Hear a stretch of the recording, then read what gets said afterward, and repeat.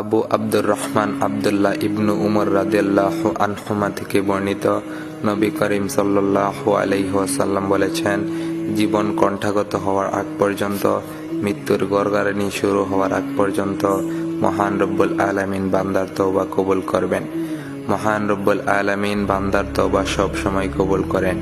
এমনকি মৃত্যুর পূর্ব মুহূর্তেও যদি সে তওবা করে তাহলে তওবাকে কবুল করেন। কিন্তু যখন প্রাণ কণ্ঠাগত হয় তখন তওবা করলে মহান রব্বুল আলামিন কবুল করেন না, কারণ তখন তার দুনিয়াবী বিধান রহিত হয়ে যায়। আজরাইল আলাইহিস সালাম তার জান কবজ করতে থাকেন। এই বিষয়টি পবিত্র কুরআনুল কারিমে এরশাদ হয়েছে।